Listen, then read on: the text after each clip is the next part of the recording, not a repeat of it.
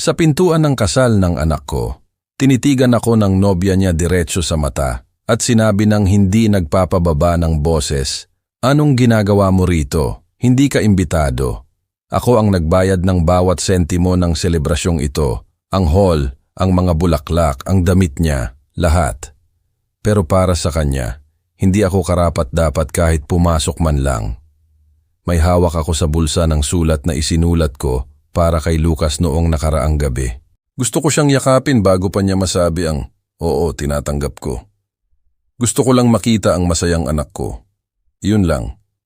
Pero isinarado niya sa akin ang pinto na parang isa akong naglalako, na parang pwedeng gamitin ang pera ko, pero hindi ang presensya ko.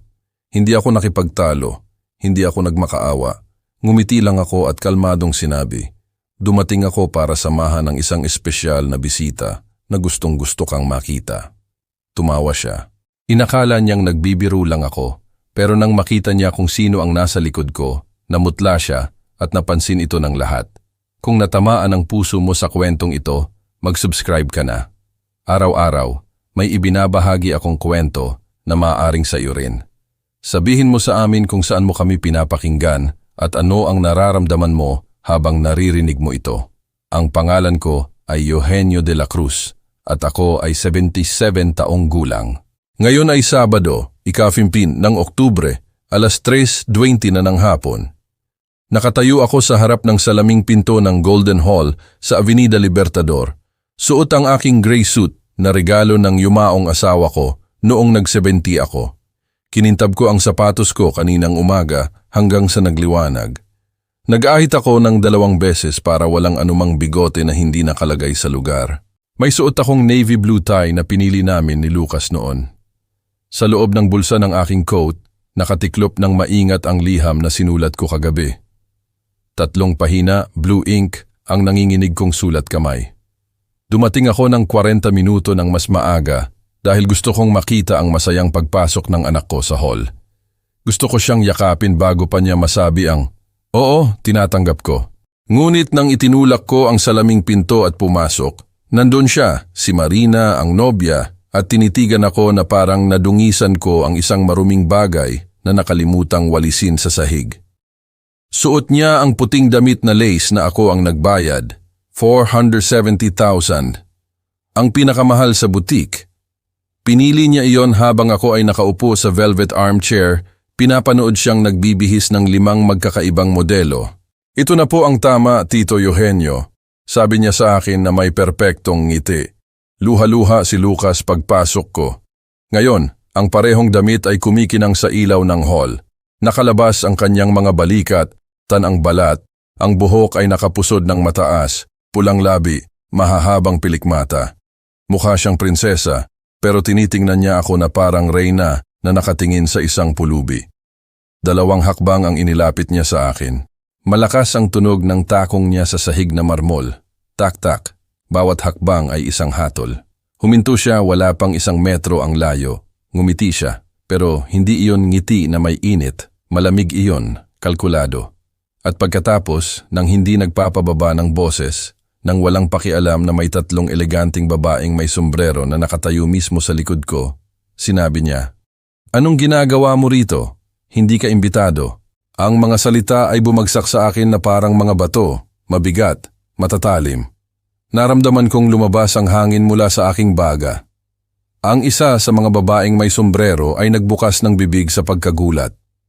Ang isa naman ay tumingin sa sahig ng hindi komportable. Ang pangatlo ay nagpatuloy lang sa paglalakad papasok na parang walang narinig. Ngunit narinig ko ang bawat salita, bawat pantig, bawat pagtama. Tinitigan ko si Marina sa mata, may hinahanap ako, hindi ko alam kung ano. Hiya, pagsisisi, paghingi ng tawad, wala. Tanging ang malamig ng ngiti na iyon. Ang tingin na nagsasabing, "Hindi mo kailangan dito." Naramdaman kong nanginginig ang aking mga binti. Kinuyom ko ang aking mga kamao, tumutusok ang aking mga kuko sa palad ko. Gusto kong sumigaw. Gusto kong sabihin sa kanya na ako ang nagbayad para sa lahat ng ito. Na kung wala ako, hindi mangyayari ang kasalang ito. Na ang mga bulaklak na nagpapalamuti sa hall, ang banda na nag-aayos ng instrumento sa likuran, Ang damit na suot niya, lahat, talagang lahat, ay galing sa aking bulsa. Ngunit wala akong sinabi dahil sa sandaling iyon ay may mas masahol pa akong naintindihan. Hindi ito pagkakamali, isa itong utos. 6 na buwan na ang nakalipas, pumunta si Lucas sa bahay ko noong isang Sabado ng hapon. Nagkape kami sa kusina tulad ng dati. Dahan-dahan niyang iniikot ang asukal nang hindi tumitingin sa akin hanggang sa wakas ay sinabi niya, "Tay, ikakasal na kami ni Marina." Ngumiti siya. Ngumiti rin ako. Tinanong ko kung kailan. Sinabi niyang sa loob ng 4 na buwan. At pagkatapos pinababa ang kanyang boses, idinagdag niya, "Palaging nangangarap si Marina ng isang perpektong kasal, tay, pero hindi namin kayang bayaran ng mag-isa. Nag-iipon kami, pero hindi sapat. Pwede mo ba? Pwede mo ba kaming tulungan?" Tinitigan ko siya. Nakita ko ang aking anak, ang 32 anyos na lalaking iyon na nag-aral ng engineering, na nakahanap ng magandang trabaho, na bumangon ng mag-isa pagkatapos ng maraming pagbagsak. At sinabi kong oo. Sinabi kong oo dahil iyon ang ginagawa ng mga ama. Tumutulong sila, hindi sila nagtatanong, hindi sila humuhusga, tumutulong lang. Binayaran ko ang lahat. Hindi ko kailanman hiniling na magpasalamat sila sa akin. Hiniling ko lang na makadalo. Sinubukan kong hanapin si Lucas sa aking tingin. Inikot ko ang aking ulo patungo sa likuran ng hall. Nakikita ko ang mga puting upuan na perpektong nakahanay sa mga hilera ng 10. Nakikita ko ang mga puting rosas na ako mismo ang pinili ko kasama si Aling Jacinto, isang 60 anyos na lalaki na nagpakita sa akin ng mga larawan ng iba't ibang arrangements habang umiinom kami ng mate sa kanyang tindahan. Ang mga ito ang pinaka-elegante, Tito Eugenio. Matutuwa ang iyong magiging manugang. Nakikita ko ang mga mesa na may ivory na tablecloth.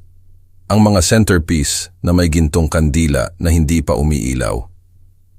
Nakikita ko ang arko ng hydrangea sa likuran kung saan dapat magbigay ng kanilang mga panata sina Lucas at Marina. Lahat ay handa, perpekto, walang bahid ng mancha, ngunit wala ang aking anak. Hindi ko siya makita kahit saan. Tumingin ako sa mga gilid na pasilyo, wala. Sa pasukan ng kusina, wala. Inilabas ko ang aking telepono sa bulsa, hinanap ang kanyang pangalan, pinindot ang call. Naghintay ako ng ring. 1, 2, wala. Direkta sa voicemail. Hindi kailanman pinapatay ni Lucas ang kanyang telepono. Kailanman. At sa sandaling iyon ay nakaramdam ako ng kakaiba sa aking tiyan, isang bagay na hindi takot. Mas masahol pa, ito ay katiyakan.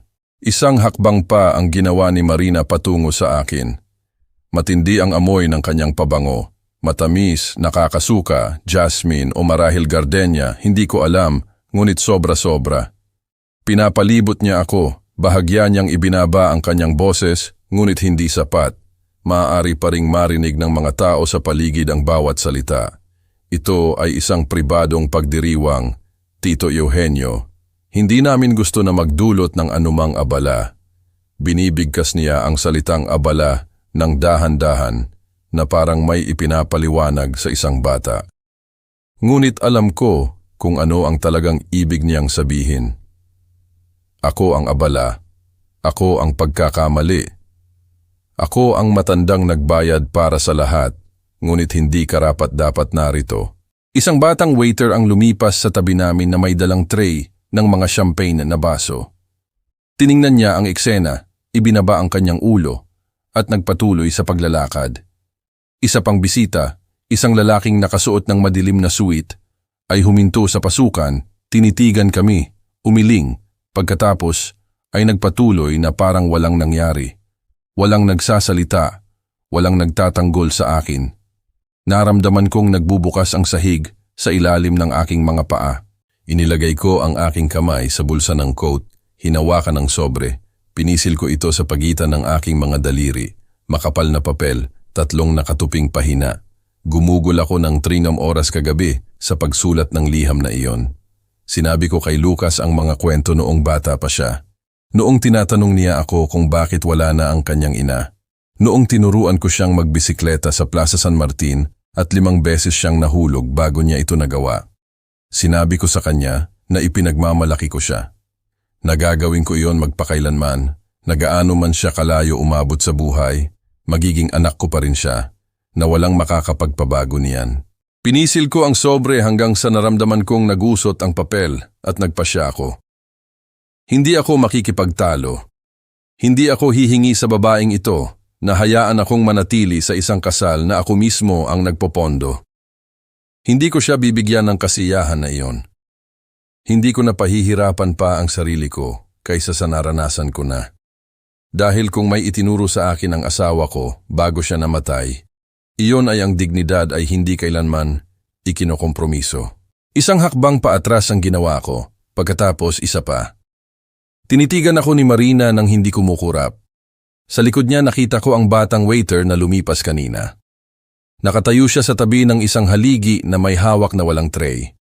Tinitigan niya ako at sa kanyang mga mata ay nakakita ako ng isang bagay na mas nakasakit sa akin kaysa sa mga salita ni Marina. Nakita ko ang awa. Kinakawawa ako ng batang iyon. Yumuko ako. Ang aking mga sapatos ay kumikinang sa ilalim ng ilaw ng hall. Kinintab ko ang mga ito kaninang umaga sa loob ng 20 minuto. Pinunasan ko ang tela ng paulit-ulit hanggang sa nakita ko ang aking refleksyon sa mga ito. Gusto kong maging perpekto. Gusto kong ipagmalaki ni Lucas ang kanyang ama. Ngayon, ang parehong mga sapatos na iyon ay nagdadala sa akin patungo sa labasan. Naalala ko noong pinirmahan ko ang kontrata para sa hall na ito, 4 na buwan na ang nakalipas. Ang manager, isang lalaking may manipis na bigote at mamahaling suit, ay tinrato ako na parang hari. Ginoong Eugenio, napakalaking kasiyahan na makatrabaho ka. Mapalad ang anak mo. Malakas niyang hinawakan ang kamay ko. Inalok ako ng kape. Ipinakita sa akin ang bawat sulok ng lugar nang may pagmamalaki. Ngayon, ang parehong hall na ito ay nagpapalayas sa akin at walang nagsasalita. Lumabas ako sa kalye. Mataas pa ang araw, ngunit malamig ang hangin. May umihip na banayad na simoy na nagpapagalaw sa aking buhok. Mayroong bangkong kahoy sa ilalim ng isang lumang puno, mismo sa tapat ng hall. Umupo ako doon at nakikita ko ang malalaking bintana ng Golden Hall. Nakikita ko ang mga ilaw na nagsisimulang umilaw sa loob, isa-isa. Dilaw, mainit. Naririnig ko ang tunog ng mga rehearsal. Isang electric guitar, ang tuyong tunog ng drum, isang babaeng tinig na sumusubok sa mikropono. 1, 2, 3, naririnig ba? Oo, naririnig. Lahat ay naririnig. Lahat ay nagpapatuloy. Ang kasal ay magaganap ng mayroon o wala ako.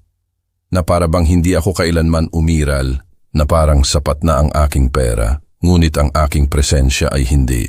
May dumaang sasakyan sa harap ko. Isang mag-asawang matatanda ang naglalakad ng magkahawak sa kalsada. Isang batang babae na may pulang lobo ang tumatakbo sa likod ng kanyang ina. Nagpapatuloy ang buhay, ngunit naiwan ako na nakaupo sa bangkong ito. Nakatingin sa mga iluminadong bintana, naramdaman ko ang aking dibdib na lalong sumisikip. Inilabas ko ulit ang aking telepono, tinawagan ko si Lucas. Naghintay ako ng isang ring, 2, 3, voicemail. Sinubukan ko ulit. Parehong resulta. Binaba ko ang tawag. Binuksan ko ang WhatsApp. Ang larawan niya sa profile ay isang larawan niya at ni Marina na magkayakap sa dalampasigan. Nakangiti sila. Mukha silang masaya. Tiningnan ko ang huling online na koneksyon. Ngayon, 2:37 PM. 40 minuto na ang nakalipas. Hindi naka-off ang kanyang telepono. Hindi lang niya ako sinasagot. O hindi niya pwede? O may nagsabi sa kanyang huwag sagutin? Isang checkmark lang ang lumabas na ipadala ang mensahe ngunit hindi ito na i-deliver. Inilagay ko ang telepono, pinahid ang aking mga kamay sa aking mukha. Naramdaman ko ang magaspang na balat sa ilalim ng aking mga daliri. Hindi ako maayos na nag-ahit sa aking mga pisngi. May mga buhok na nakatakas. Pakiramdam ko ay matanda na ako, pagod, nag-iisa. Sa unang pagkakataon sa loob ng maraming taon, naramdaman ko ang lubos na pag-iisa. At ang pinakamasama, hindi ko alam kung bakit ako nananatili roon na nakaupo, nakatingin sa mga umiilaw na bintana. Nakita ko ang pagpasok ng mas maraming bisita. Isang babae na nakasuot ng berdeng damit, isang lalaking may hawak na maliit na bata, dalawang batang babae na nagtatawanan. Lahat ay elegante, lahat ay nakangiti, lahat ay hindi alam ang nangyari. At sa unang pagkakataon sa loob ng ilang buwan, nagtanong ako ng isang katanungan na dapat ko nang naitanong sa simula. Sino ba talaga ang babaeng tatawagin ng anak ko na asawa? Dahil ang babaeng nagpalayas sa akin sa hall na iyon ay hindi pareho ng nakilala ko isang taon na ang nakalipas. Ang babaeng ngumiti sa akin na nagtanong tungkol sa aking buhay, tungkol sa aking trabaho, tungkol sa aking bahay, na tila interesado. Ngayon, naiintindihan ko na hindi iyon interes. Ito ay inventaryo. Sinusukat niya, kinakalkula, tinitingnan kung ano ang maaari niyang kunin mula sa akin. At ako ay masyadong tanga para mapansin ito o baka hindi ko lang gustong makita. Marahil mas pinili kong isipin na ang aking anak ay nakahanap ng pag-ibig dahil iyon ay mas madali kaysa tanggapin ang katotohanan. Ipinikit ko ang aking mga mata, hinayaan kong dumating ang mga alaala. Ang huling 3 buwan ay kakaiba. Mas madalang tumawag si Lucas sa akin. Mas madalang. Dati nag-uusap kami ng 3 o 4 na beses sa isang linggo. Sinasabi niya sa akin ang tungkol sa kanyang trabaho, tungkol sa kanyang mga proyekto, tungkol sa maliliit na bagay sa pang-araw-araw na buhay. Tinatanong ko siya kung kumakain ba siya ng maayos, kung nakakapagpahinga ba siya ng sapat, ang mga bagay na tinatanong ng mga magulang kahit na ang kanilang mga anak ay matanda na. Ngunit mula nang magsimula ang paghahanda sa kasal, nagbago ang lahat. Ang kanyang mga tawag ay naging maikli, tuyo. Ang kanyang boses ay tila tensyonado, na para bang nagmamadali siya, na para bang may nakikinig sa kabilang linya. Tinanong ko siya, "Kumusta ang paghahanda, anak?" At sasagutin niya, "Mabuti, tay. Lahat ay mabuti." Tinanong ko, "Kailangan mo pa ba ng anuman?" At sasabihin niya, "Wala na, tay. Tapos na ang lahat." Tinanong ko, "Na-stress ka ba?" At sasagot siya, "Medyo, tay, normal lang ba yon?" At pagkatapos ay maririnig ko ang isang boses sa background, palaging parehong boses, si Marina, na nagsasabi ng isang bagay na hindi ko maintindihan. At mabilis na magpapaalam si Lucas. "Kailangan ko nang mag-bye, tay. Mag-uusap tayo mamaya." At mabilis siyang magbaba ng tawag. Ngayon, nakaupo sa bangkong ito, nagsisimula akong umintindi. Ang mga pagkaantala na iyon ay hindi aksidente, mga utos ang mga iyon. Naalala ko ang huling beses na binisita ko sila. 2 linggo na ang nakalipas, isang Miyerkules ng hapon. Kumatok ako sa pinto ng kanilang apartment sa 3 palapag. Narinig ko ang mga yabag. Binuksan ang pinto. Si Lucas iyon. May suot siyang gusot na puting kamiseta, jeans. Walang medyas. Nagulat siyang tinitigan ako. "Tay, anong ginagawa mo rito?" Ngumiti ako. "Dumaan lang ako sa lugar at gusto kitang batiin. Pwede ba akong pumasok?" Nag-alinlangan siya ng 1 segundo lamang. Ngunit nakita ko iyon, ang pag-aalinlangan na iyon, ang pag-antala na iyon. Pagkatapos ay binuksan niya ng mas malaki ang pinto. "Oh, sige, pasok ka." Pumasok ako. Madilim ang apartment, sarado ang mga kurtina. Amoy lumang kape at isang bagay na matamis. Pabango, ang pabango ni Marina, ngunit wala siya. Tumayo si Lucas sa pasukan na nakasuksok ang mga kamay sa kanyang bulsa. Umalis si Marina. May appointment siya sa manicurist. Baka gabihin siya. Gusto kong manatili, umupo sa sopa, uminom ng isang bagay, mag-usap tulad ng dati. Ngunit hindi gumagalaw si Lucas, tinitigan lang ako na parang may hinihintay na may sasabihin ako at aalis na ako. Humingi ako ng paumanhin. "Hindi ko gustong gambalain ka, anak." Umiling siya. "Hindi ka naman abala, tay." Pero sinasabi ng kanyang katawan ang kabaligtaran. Umalis ako pagkatapos ng 10 minuto at habang pababa ako sa hagdan ng gusali, naramdaman ko na parang bumisita ako sa isang estranghero. At naroon siya, si Marina de la Vega. Nakilala ko siya 1 taon na ang nakalipas. Ito ay sa isang Christmas dinner na inayos ni Lucas sa kanyang apartment. Maaga akong dumating. Nagdala ako ng isang bote ng pulang alak na binili ko sa bodega sa kanto. Binuksan ni Lucas ang pinto sa akin na may malaking ngiti. Tay, gusto kitang ipakilala sa isang napaka-espesyal na tao. At pagkatapos ay lumabas siya. Damit na pula at masikip, matataas na takong, buhaghag na buhok sa kanyang mga balikat, isang perpektong ngiti, puting ngipin, pulang labi. Lumapit siya sa akin at niyakap ako na parang kilala na niya ako habang buhay. Ginoong Eugenio, ang dami ng sinabi ni Lucas tungkol sa inyo. Napakalaking kasiyahan na makilala ko kay sa wakas. Malambot at mainit ang kanyang boses. Naramdaman kong amoy vanilla o marahil cinnamon, isang bagay na matamis. Sa buong hapunan umupo siya sa tabi ko. Nagtanong siya sa akin. Ano po ang trabaho ninyo, Ginoong Eugenio? Gaano na po kayo katagal nakatira sa bahay na ito? Kumusta po ang pagpapalaki kay Lucas nang mag-isa pagkatapos pumanaw ng inyong asawa? Akala ko mabait siya. Akala ko mausisa siya na talagang gusto niya akong makilala. Ngayon, nakaupo sa bangkong ito, naiintindihan ko na. Hindi ito pagkausisa, ito ay kalkulasyon. Sinusukat niya kung magkano ang halaga ko. At ako, na parang isang tanga, ay sinagot ko ang lahat ng may ngiti. Tumayo ako mula sa bangko. Hindi ako maaring manatili rito na walang ginagawa. Namamanhid ang aking mga binti. Gumawa ako ng 2 hakbang. 3. Tumawid ako sa avenue. Sa kabilang panig ay may maliit na kapehan, tinatawag itong El Refugio. May mga mesa na kahoy at malalaking bintana na nakaharap sa kalye. Itinulak ko ang pinto. Isang kampana ang tumunog sa itaas ng aking ulo. Sa loob, amoy bagong timplang kape at tinapay na sinangag. May 3 tao. Isang batang mag-asawa na nakaupo sa likuran, isang ginoo na nagbabasa ng dyaryo sa tabi ng bintana, at isang waitress na mga 30 taong gulang na tumingin sa akin mula sa likod ng counter. Magandang hapon po. Ano po ang iinumin ninyo? Lumapit ako. Isang kortado, pakiusap. Tumango siya. Itinuro ko ang isang mesa sa tabi ng bintana, sa tabi ng ginoong nagbabasa ng dyaryo. Maari ba akong umupo roon? Sige po, dadalhin ko na po. Umupo ako. Mula rito, nakikita ko ng perpekto ang pasukan ng Golden Hall. Nakikita ko ang mga taong pumapasok. Nakikita ko ang mga salaming pinto na nagpalayas sa akin 20 minuto na ang nakalipas. Dinala ng waitress ang aking kortado. Inilagay ito ng maingat sa mesa. Heto na po. Nagpasalamat ako sa kanya. Tinitigan niya ako at nakakita ako ng isang bagay sa kanyang mga mata, awa o baka awa, na parang alam niya na may mali.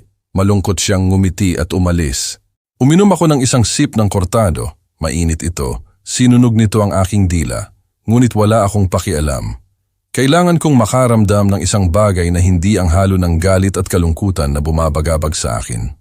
Tumingin ako sa bintana, nakita kong may dumarating pang mga bisita sa hall. Isang mag-asawang elegante. Nakasuot siya ng itim na suit. Ang kanyang suot ay pearl-colored dress at real pearl necklace.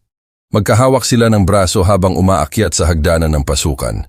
Pagkatapos ay dumating ang isang grupo ng mga batang babae, 4, marahil 5, lahat ay nakasuot ng mga damit na may kulay, asul, rosas, berde, dilaw. Nagtatawanan sila. Malakas ang kanilang usapan. Ang isa sa kanila ay may dalang napakalaking regalo na binalot sa pilak na papel. Pagkatapos ay dumating ang 2 lalaki na nakasuot ng madilim na suit, tie, kumikinang na mga relo. Lahat ay pumasok na nakangiti, lahat ay bumati, lahat ay nagbigay ng regalo sa isang mesa na inilagay nila malapit sa pasukan. Wala akong kilala sa kanila. Wala ni isa. Walang pamilyar na mukha sa akin. Walang sinuman mula sa aking pamilya. Wala kahit ang aking ninong na si Fermin na nakakakilala kay Lucas mula pa noong bata pa siya na 4 taong gulang. Ni ang aking pinsan na si Estela na nagpapadala sa kanya ng mga regalo tuwing kaarawan. Wala. Tanging ang mga bisita ni Marina lamang, ang kanyang mga tao, na parang walang nakaraan si Lucas, na parang hindi ako umiral.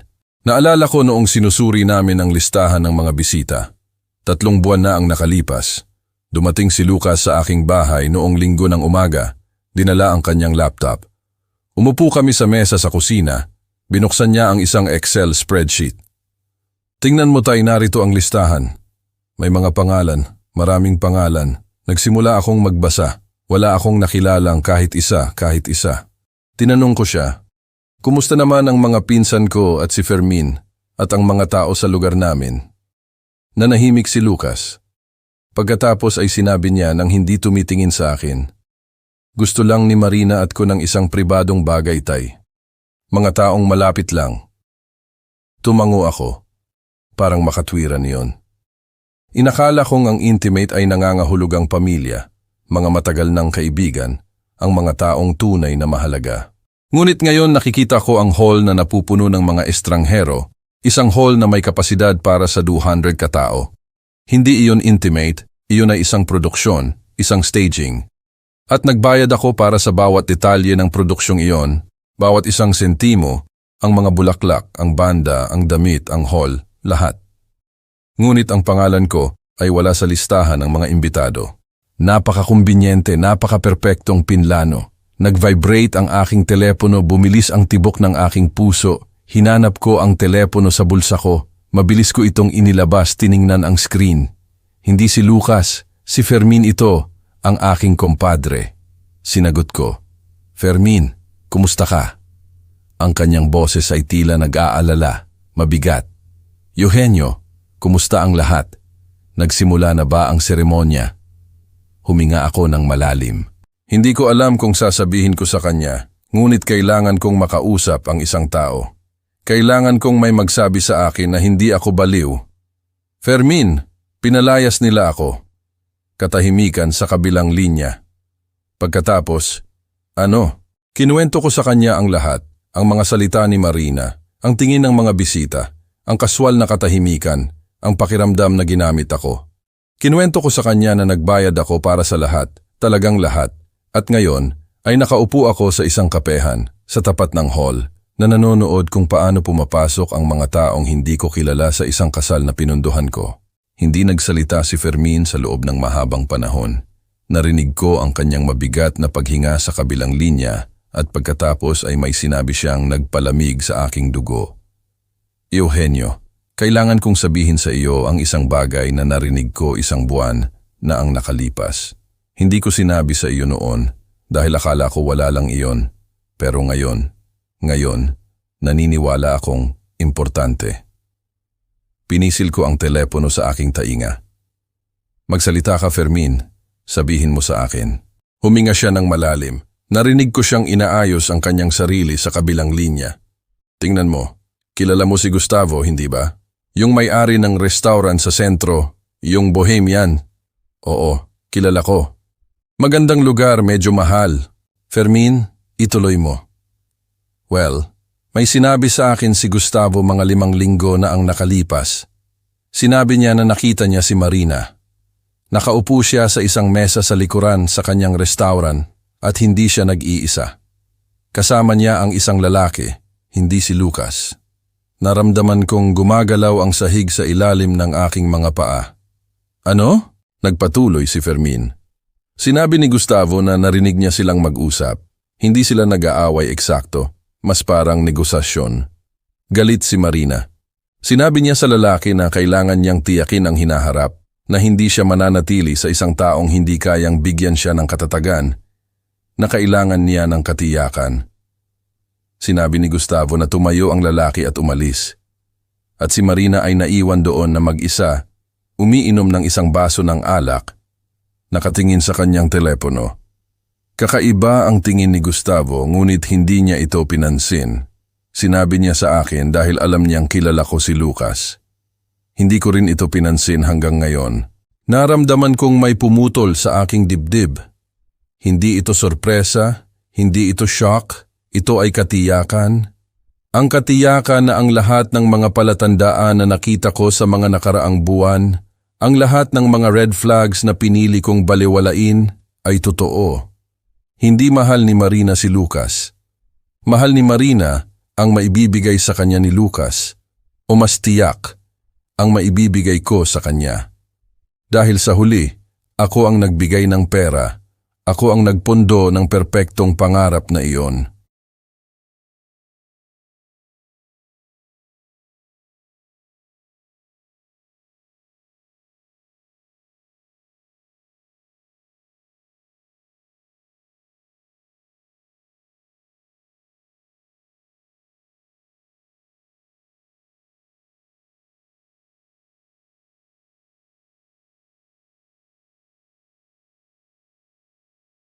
Pinisil ko ang tasa ng kape sa aking mga kamay. Naramdaman ko ang init ng porcelain na nagsusunog sa aking mga palad, ngunit hindi ko ito binitawan. Kailangan kong makaramdam ng isang bagay kahit masakit. Eugenio, nandun ka pa ba? Ang boses ni Fermin ang nagpabalik sa akin mula sa aking mga pag-iisip. Oh, Fermin, nandito ako. May isa pang mahaba, mabigat na katahimikan. At pagkatapos ay nagtanong sa akin ang aking kumpadre ng isang bagay na nagpabago sa lahat. Eugenio, gusto mo bang mag-imbestiga pa ako? Dahil may security camera si Gustavo sa restaurant. Ipinikit ko ang aking mga mata. Pinisil ko ang telepono sa aking tainga hanggang sa sumakit ito at sa unang pagkakataon sa loob ng 737 taon ay gumawa ako ng desisyon na walang kinalaman sa pagiging mabait, sa pagiging mapag-unawa, sa pagbibigay ng benefit of the doubt sa isang tao.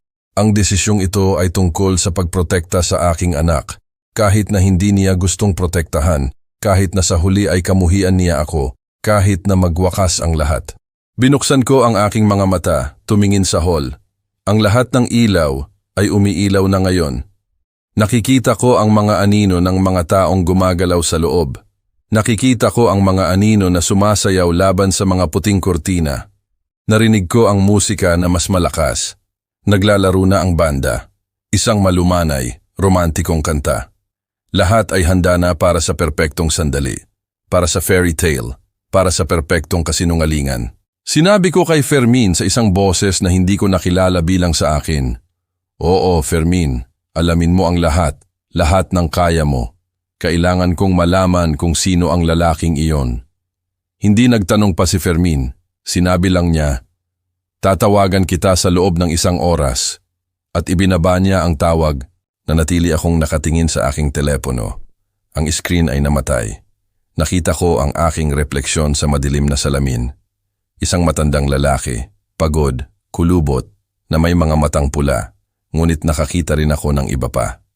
Nakita ko ang determinasyon, nakita ko ang galit, nakita ko ang kalooban ng isang ama na hindi mananatiling nakaupo habang ang kanyang anak ay naglalakad patungo sa isang bangin. Dahil kung may itinuro sa akin ang buhay, iyon ay ang katahimikan, ay hindi kailanman naglutas ng anumang bagay. At ako ay nanahimik ng masyadong matagal. 5 minuto pagkatapos nag-vibrate ang aking telepono. Ito ay isang mensahe mula kay Fermin na may numero at pangalan. Julian Rojas, pamangkin niya, nagtatrabaho sa digital marketing. Alam niyang maghanap ng mga bagay sa internet na hindi kayang hanapin ng mga ordinaryong tao. Sabihin mo sa kanya na galing ka sa akin. Hindi ako nag-aksaya ng oras. Model 9:12 p.m. Tinawagan ko ang numero. Sumagot ito sa 2nd ring. Isang batang mabilis na boses. Hello po. Ipinaliwanag ko kung sino ako. Sinabi ko sa kanya na ibinigay sa akin ni Fermin ang kanyang contact. Kinuwento ko sa kanya sa madaling salita ang kailangan ko. Impormasyon tungkol kay Marina de la Vega, lahat ng mahahanap niya, social media, lumang mga larawan, anumang bagay. Walang nagtanong si Julian, sinabi lang niya, magpadala po kayo sa akin ng mga litrato niya, kung anuman mayroon kayo, at bigyan niyo po ako ng 1 oras. Binaba ko ang tawag. Hinahanap ko sa aking gallery ang iilang larawan na mayroon ako ni Marina. Ipinadala ko ang lahat at muli akong tumingin sa bintana ng kapehan. At pagkatapos ay nakita ko siya, si Lucas, ang aking anak. Bumababa mula sa isang itim na sasakyan na huminto mismo sa tapat ng Golden Hall. Nakasuot siya ng isang navy blue suit na hindi ko pa nakikita. Malamang bago, binili para sa okasyon. Ang kanyang buhok ay nakasuyod pa atras gamit ang gel. Mukha siyang mas matanda. Mukha siyang nerbyoso. Hinawakan niya ang kanyang tie ng 2 beses bago siya naglakad patungo sa pasukan. Isang kaibigan niya na bahagya kong nakilala ang sumama sa kanya, tinapik ang kanyang likod, may sinabi sa kanya na hindi ko narinig at ngumiti si Lucas. Ngunit hindi iyon ang nakaka-relax ng ngiti ng aking anak. Ito ay isang tensyonadong ngiti. Isang ngiti ng isang taong sumusubok na kumbinsihin ang kanyang sarili na ang lahat ay maayos. Ngunit may sinasabi ang kanyang mga mata na kabaligtaran. Gusto kong tumayo, gusto kong tumakbo papunta sa kanya, tumawid sa kalsada ng hindi tumitingin, sumigaw sa kanya na huminto, na huwag pumasok sa hall na iyon, na si Marina ay hindi ang taong iniisip niya, na mayroon akong mga patunay na sana ay pakinggan niya ako. Ngunit hindi ko ginawa. Nanatili akong nakadikit sa upuan ng kapehan na may hawak na walang lamang tasa dahil ano ang sasabihin ko? Ano ang mayroon ako? Isang komento mula kay Fermin tungkol sa isang pagpupulong sa isang restaurant, isang hinala, isang feeling. Hindi iyon sapat. Kung pumasok ako ngayon, titingnan ako ni Lucas sa parehong awa na nakita ko sa mga mata ng waiter. Sasabihin niya sa akin na nag-o-overreact lang ako, na ipapaliwanag sa akin ni Marina ang lahat, na seloso ako dahil nawawala ko siya. Hindi. Kailangan ko ng mga patunay. Kailangan ko ng isang bagay na solid. Isang bagay na kahit siya ay hindi maitatanggi. Nawala si Lucas sa loob ng hall. Nagsara ang salaming pinto sa likuran niya. Naramdaman ko muli ang kawalan sa aking tiyan. Naalala ko ang araw na ipinakilala niya si Marina. 1 taon at kalahati na ang nakalipas.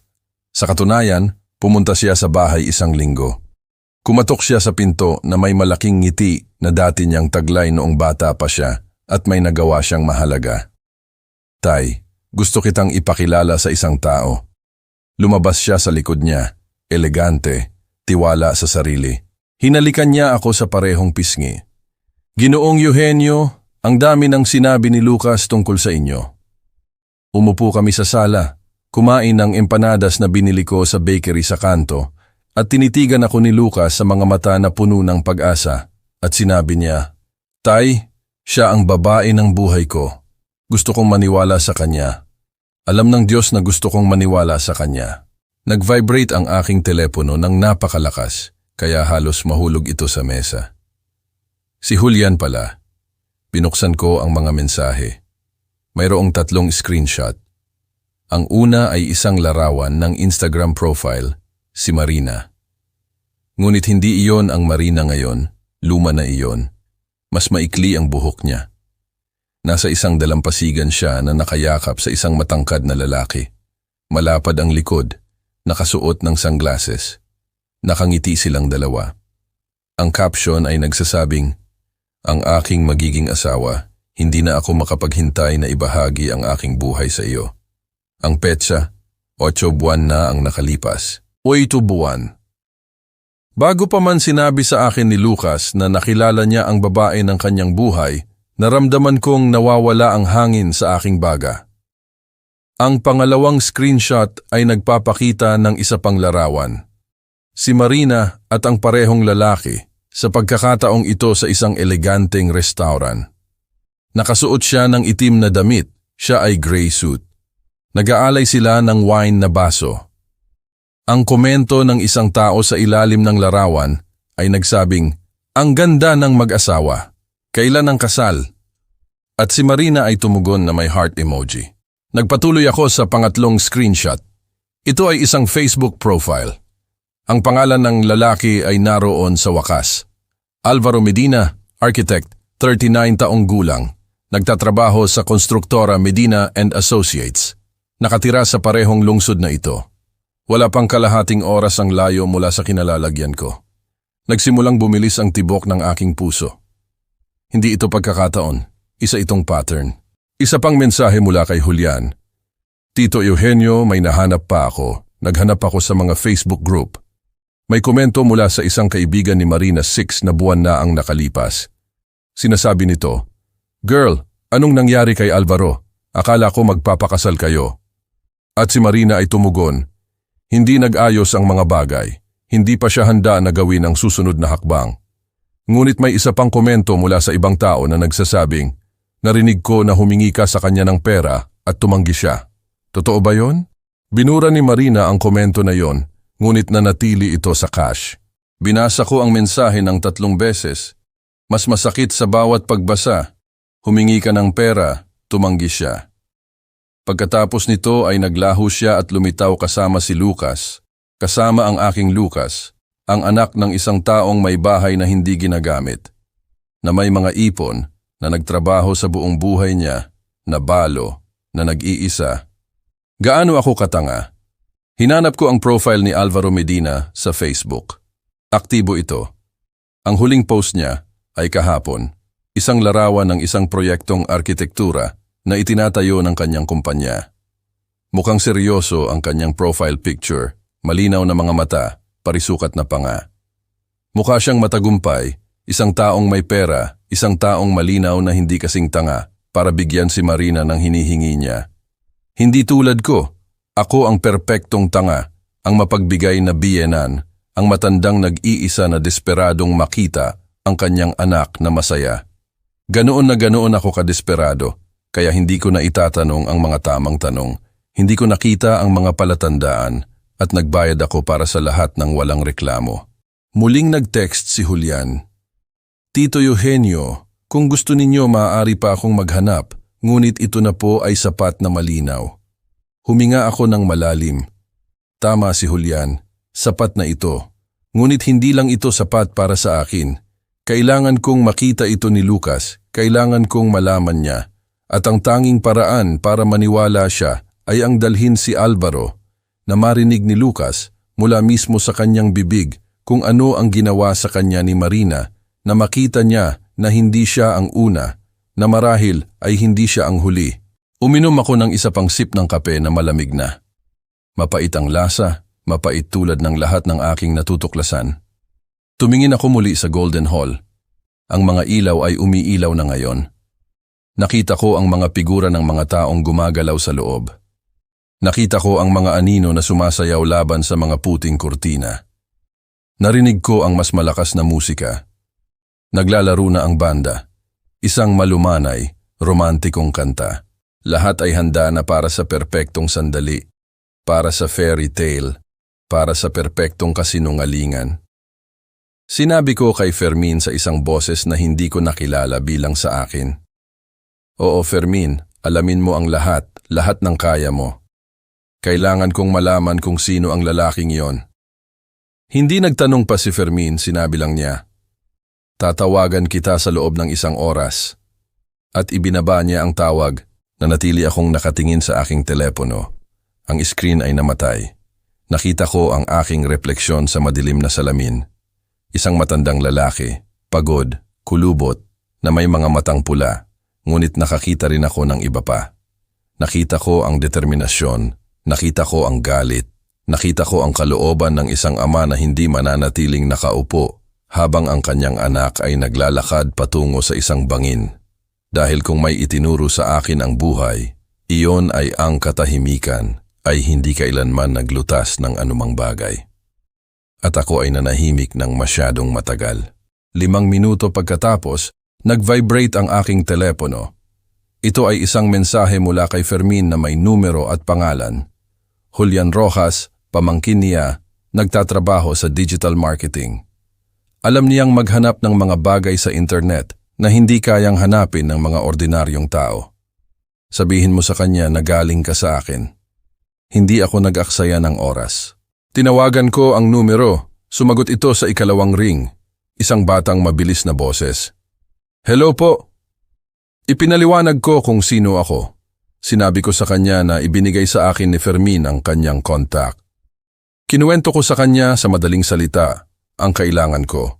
Impormasyon tungkol kay Marina de la Vega, lahat ng mahahanap niya, social media, lumang mga larawan, anumang bagay. Walang nagtanong si Julian, sinabi lang niya, magpadala po kayo sa akin ng mga litrato niya, kung anuman mayroon kayo, at bigyan niyo po ako ng isang oras. Binaba ko ang tawag. Hinahanap ko sa aking gallery ang iilang larawan na mayroon ako ni Marina. Ipinadala ko ang lahat at muli akong tumingin sa bintana ng kapehan. At pagkatapos ay nakita ko siya, si Lucas, ang aking anak, bumababa mula sa isang itim na sasakyan na huminto mismo sa tapat ng Golden Hall. Nakasuot siya ng isang navy blue suit na hindi ko pa nakikita, malamang bago, binili para sa okasyon. Ang kanyang buhok ay nakasuyod pa atras gamit ang gel. Mukha siyang mas matanda. Mukha siyang nerbyoso. Hinawakan niya ang kanyang tie ng 2 beses bago siya naglakad patungo sa pasukan. Isang kaibigan niya na bahagya kong nakilala ang sumama sa kanya, tinapik ang kanyang likod, may sinabi sa kanya na hindi ko narinig at ngumiti si Lucas. Ngunit hindi iyon ang nakaka-relax ng ngiti ng aking anak. Ito ay isang tensyonadong ngiti, Isang ngiti ng isang taong sumusubok na kumbinsihin ang kanyang sarili na ang lahat ay maayos. Ngunit may sinasabi ang kanyang mga mata na kabaligtaran. Gusto kong tumayo, gusto kong tumakbo papunta sa kanya, tumawid sa kalsada ng hindi tumitingin, sumigaw sa kanya na huminto, na huwag pumasok sa hall na iyon, na si Marina ay hindi ang taong iniisip niya, na mayroon akong mga patunay na sana ay pakinggan niya ako. Ngunit hindi ko ginawa. Nanatili akong nakadikit sa upuan ng kapehan na may hawak na walang lamang tasa dahil ano ang sasabihin ko? Ano ang mayroon ako? Isang komento mula kay Fermin tungkol sa isang pagpupulong sa isang restaurant, isang hinala, isang feeling. Hindi iyon sapat. Kung pumasok ako ngayon, titingnan ako ni Lucas sa parehong awa na nakita ko sa mga mata ng waiter. Sasabihin niya sa akin na nag-o-overreact lang ako, na ipapaliwanag sa akin ni Marina ang lahat, na seloso ako dahil nawawala ko siya. Hindi. Kailangan ko ng mga patunay. Kailangan ko ng isang bagay na solid. Isang bagay na kahit siya ay hindi maitatanggi. Nawala si Lucas sa loob ng hall. Nagsara ang salaming pinto sa likuran niya. Naramdaman ko muli ang kawalan sa aking tiyan. Naalala ko ang araw na ipinakilala niya si Marina. 1 taon at kalahati na ang nakalipas. Sa katunayan, pumunta siya sa bahay 1 linggo. Kumatok siya sa pinto na may malaking ngiti na dati niyang taglay noong bata pa siya at may nagawa siyang mahalaga. Tay, gusto kitang ipakilala sa isang napaka-espesyal na tao. Lumabas siya sa likod niya, elegante, tiwala sa sarili. Hinalikan niya ako sa parehong pisngi. Ginoong Eugenio, ang dami ng sinabi ni Lucas tungkol sa inyo. Umupo kami sa sala, kumain ng empanadas na binili ko sa bakery sa kanto at tinitigan ako ni Lucas sa mga mata na puno ng pag-asa at sinabi niya, Tay, siya ang babae ng buhay ko. Gusto kong maniwala sa kanya. Alam ng Diyos na gusto kong maniwala sa kanya. Nag-vibrate ang aking telepono ng napakalakas kaya halos mahulog ito sa mesa. Si Julian pala. Binuksan ko ang mga mensahe. Mayroong 3 screenshot. Ang una ay isang larawan ng Instagram profile, si Marina. Ngunit hindi iyon ang Marina ngayon, luma na iyon. Mas maikli ang buhok niya. Nasa isang dalampasigan siya na nakayakap sa isang matangkad na lalaki. Malapad ang likod, nakasuot ng sunglasses. Nakangiti silang dalawa.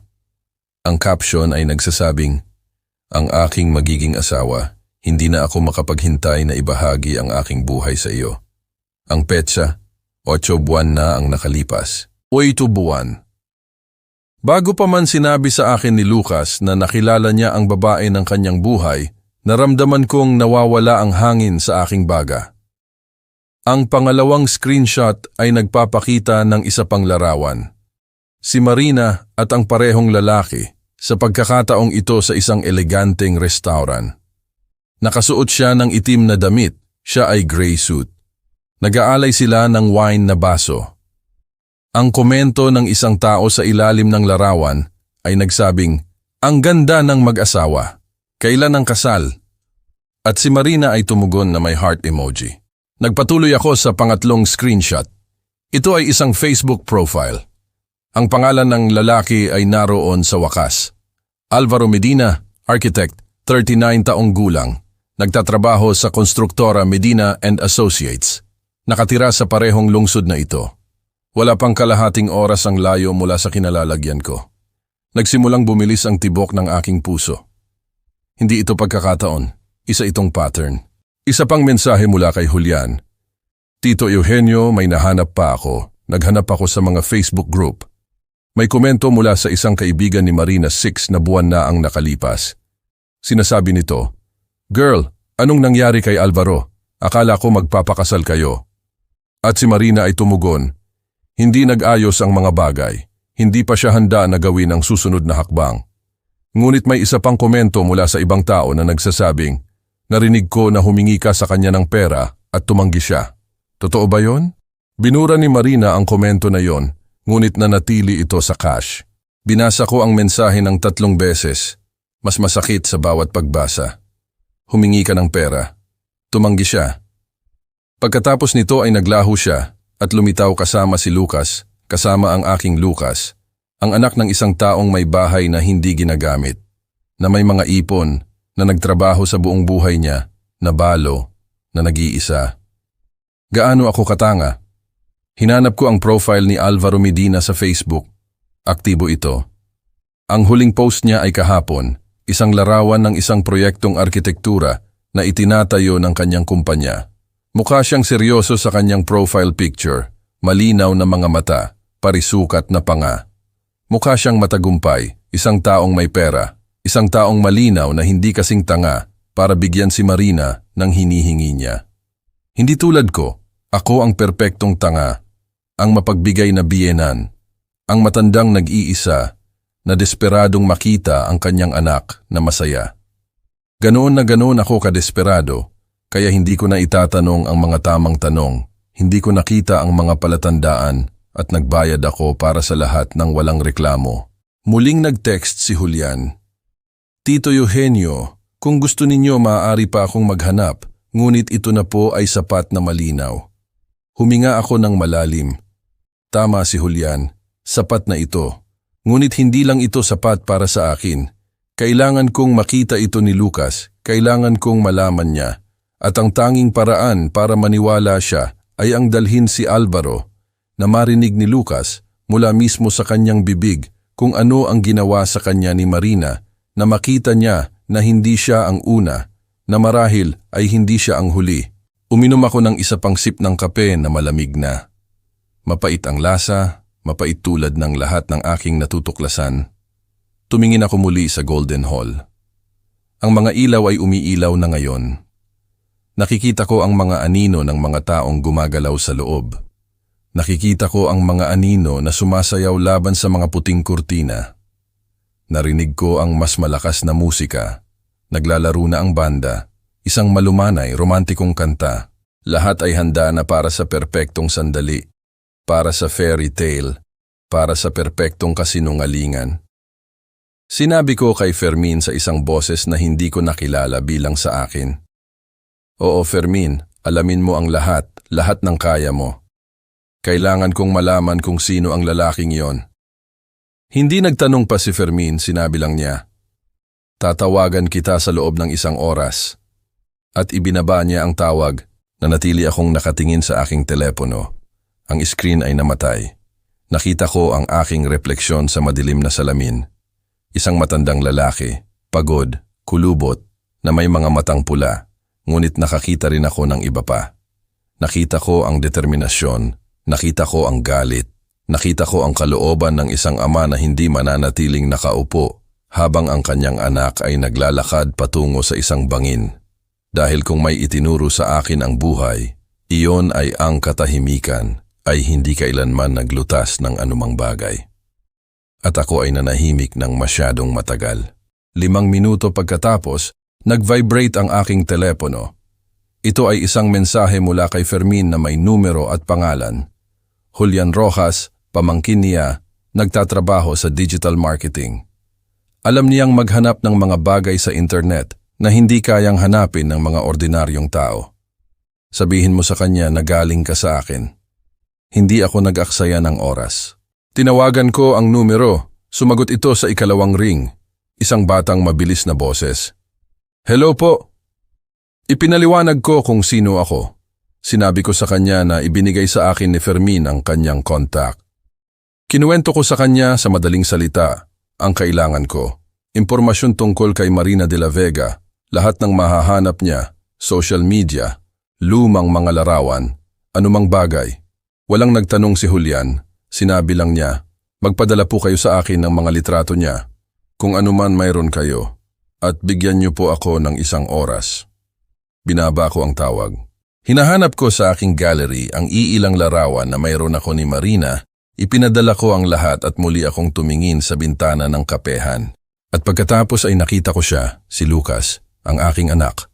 Bumababa mula sa isang itim na sasakyan na huminto mismo sa tapat ng Golden Hall.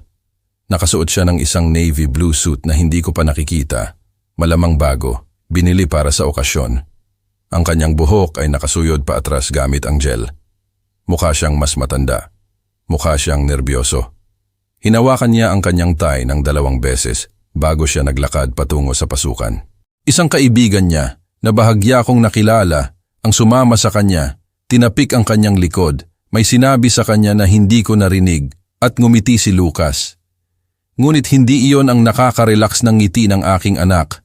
Ito ay isang tensyonadong ngiti, isang ngiti ng isang taong sumusubok na kumbinsihin ang kanyang sarili na ang lahat ay maayos. Ngunit may sinasabi ang kanyang mga mata na kabaligtaran. Gusto kong tumayo, gusto kong tumakbo papunta sa kanya, tumawid sa kalsada ng hindi tumitingin, sumigaw sa kanya na huminto, na huwag pumasok sa hall na iyon, na si Marina ay hindi ang taong iniisip niya, na mayroon akong mga patunay na sana ay pakinggan niya ako. Ngunit hindi ko ginawa. Nanatili akong nakadikit sa upuan ng kapehan na may hawak na walang lamang tasa dahil ano ang sasabihin ko? Ano ang mayroon ako? Isang komento mula kay Fermin tungkol sa isang pagpupulong sa isang restaurant, isang hinala, isang feeling. Hindi iyon sapat. Kung pumasok ako ngayon, titingnan ako ni Lucas sa parehong awa na nakita ko sa mga mata ng waiter. Sasabihin niya sa akin na nag-o-overreact lang ako, na ipapaliwanag sa akin ni Marina ang lahat, na seloso ako dahil nawawala ko siya. Hindi. Kailangan ko ng mga patunay. Kailangan ko ng isang bagay na solid. Isang bagay na kahit siya ay hindi maitatanggi. Nawala si Lucas sa loob ng hall. Nagsara ang salaming pinto sa likuran niya. Naramdaman ko muli ang kawalan sa aking tiyan. Naalala ko ang araw na ipinakilala niya si Marina. 1 taon at kalahati na ang nakalipas. Sa katunayan, pumunta siya sa bahay 1 linggo. Kumatok siya sa pinto na may malaking ngiti na dati niyang taglay noong bata pa siya at may nagawa siyang mahalaga. Tay, gusto kitang ipakilala sa isang napaka-espesyal na tao. Lumabas siya sa likod niya, elegante, tiwala sa sarili. Hinalikan niya ako sa parehong pisngi. Ginoong Eugenio, ang dami ng sinabi ni Lucas tungkol sa inyo. Umupo kami sa sala, kumain ng empanadas na binili ko sa bakery sa kanto, at tinitigan ako ni Lucas sa mga mata na puno ng pag-asa at sinabi niya, Tay, siya ang babae ng buhay ko. Gusto kong maniwala sa kanya. Alam ng Diyos na gusto kong maniwala sa kanya. Nag-vibrate ang aking telepono ng napakalakas, kaya halos mahulog ito sa mesa. Si Julian pala. Binuksan ko ang mga mensahe. Mayroong 3 screenshot. Ang una ay isang larawan ng Instagram profile, si Marina. Ngunit hindi iyon ang Marina ngayon, luma na iyon. Mas maikli ang buhok niya. Nasa isang dalampasigan siya na nakayakap sa isang matangkad na lalaki. Malapad ang likod, nakasuot ng sunglasses. Nakangiti silang dalawa. Ang caption ay nagsasabing, Ang aking magiging asawa, hindi na ako makapaghintay na ibahagi ang aking buhay sa iyo. Ang petsa, 8 buwan na ang nakalipas. 8 buwan. Bago pa man sinabi sa akin ni Lucas na nakilala niya ang babae ng kanyang buhay, naramdaman kong nawawala ang hangin sa aking baga. Ang pangalawang screenshot ay nagpapakita ng isa pang larawan. Si Marina at ang parehong lalaki, sa pagkakataong ito sa isang eleganteng restaurant. Nakasuot siya ng itim na damit, siya ay gray suit. Nag-aalay sila ng wine na baso. Ang komento ng isang tao sa ilalim ng larawan ay nagsabing, Ang ganda ng mag-asawa. Kailan ang kasal? At si Marina ay tumugon na may heart emoji. Nagpatuloy ako sa pangatlong screenshot. Ito ay isang Facebook profile. Ang pangalan ng lalaki ay naroon sa wakas. Alvaro Medina, architect, 39 taong gulang. Nagtatrabaho sa konstruktora Medina and Associates. Nakatira sa parehong lungsod na ito. Wala pang kalahating oras ang layo mula sa kinalalagyan ko. Nagsimulang bumilis ang tibok ng aking puso. Hindi ito pagkakataon. Isa itong pattern. Isa pang mensahe mula kay Julian. Tito Eugenio, may nahanap pa ako. Naghanap ako sa mga Facebook group. May komento mula sa isang kaibigan ni Marina 6 na buwan na ang nakalipas. Sinasabi nito, Girl, anong nangyari kay Alvaro? Akala ko magpapakasal kayo. At si Marina ay tumugon, Hindi nag-ayos ang mga bagay. Hindi pa siya handa na gawin ang susunod na hakbang. Ngunit may isa pang komento mula sa ibang tao na nagsasabing, narinig ko na humingi ka sa kanya ng pera at tumanggi siya. Totoo ba yon? Binura ni Marina ang komento na yon, ngunit nanatili ito sa cache. Binasa ko ang mensahe ng 3 beses. Mas masakit sa bawat pagbasa. Humingi ka ng pera. Tumanggi siya. Pagkatapos nito ay naglaho siya at lumitaw kasama si Lucas, kasama ang aking Lucas, ang anak ng isang taong may bahay na hindi ginagamit, na may mga ipon, na nagtrabaho sa buong buhay niya, na balo, na nag-iisa. Gaano ako katanga? Hinanap ko ang profile ni Alvaro Medina sa Facebook. Aktibo ito. Ang huling post niya ay kahapon, isang larawan ng isang proyektong arkitektura na itinatayo ng kanyang kumpanya. Mukha siyang seryoso sa kanyang profile picture, malinaw na mga mata, parisukat na panga. Mukha siyang matagumpay, isang taong may pera, isang taong malinaw na hindi kasing tanga para bigyan si Marina ng hinihingi niya. Hindi tulad ko, ako ang perpektong tanga, ang mapagbigay na biyenan, ang matandang nag-iisa na desperadong makita ang kanyang anak na masaya. Ganoon na ganoon ako kadesperado, kaya hindi ko na itatanong ang mga tamang tanong, hindi ko nakita ang mga palatandaan at nagbayad ako para sa lahat ng walang reklamo. Muling nag-text si Julian. Tito Eugenio, kung gusto ninyo maaari pa akong maghanap, ngunit ito na po ay sapat na malinaw. Huminga ako ng malalim. Tama si Julian, sapat na ito. Ngunit hindi lang ito sapat para sa akin. Kailangan kong makita ito ni Lucas, kailangan kong malaman niya. At ang tanging paraan para maniwala siya ay ang dalhin si Alvaro na marinig ni Lucas mula mismo sa kanyang bibig kung ano ang ginawa sa kanya ni Marina, na makita niya na hindi siya ang una, na marahil ay hindi siya ang huli. Uminom ako ng isa pang sip ng kape na malamig na. Mapait ang lasa, mapait tulad ng lahat ng aking natutuklasan. Tumingin ako muli sa Golden Hall. Ang mga ilaw ay umiilaw na ngayon. Nakikita ko ang mga anino ng mga taong gumagalaw sa loob. Nakikita ko ang mga anino na sumasayaw laban sa mga puting kurtina. Narinig ko ang mas malakas na musika. Naglalaro na ang banda. Isang malumanay, romantikong kanta. Lahat ay handa na para sa perpektong sandali. Para sa fairy tale. Para sa perpektong kasinungalingan. Sinabi ko kay Fermin sa isang boses na hindi ko nakilala bilang sa akin. Oo, Fermin, alamin mo ang lahat ng kaya mo. Kailangan kong malaman kung sino ang lalaking yon. Hindi nagtanong pa si Fermin, sinabi lang niya. Tatawagan kita sa loob ng 1 oras. At ibinaba niya ang tawag, nanatili akong nakatingin sa aking telepono. Ang screen ay namatay. Nakita ko ang aking refleksyon sa madilim na salamin. Isang matandang lalaki, pagod, kulubot, na may mga matang pula. Ngunit nakakita rin ako ng iba pa. Nakita ko ang determinasyon, nakita ko ang galit, nakita ko ang kalooban ng isang ama na hindi mananatiling nakaupo habang ang kanyang anak ay naglalakad patungo sa isang bangin. Dahil kung may itinuro sa akin ang buhay, iyon ay ang katahimikan, ay hindi kailanman naglutas ng anumang bagay. At ako ay nanahimik ng masyadong matagal. 5 minuto pagkatapos, nag-vibrate ang aking telepono. Ito ay isang mensahe mula kay Fermin na may numero at pangalan. Julian Rojas, pamangkin niya, nagtatrabaho sa digital marketing. Alam niyang maghanap ng mga bagay sa internet na hindi kayang hanapin ng mga ordinaryong tao.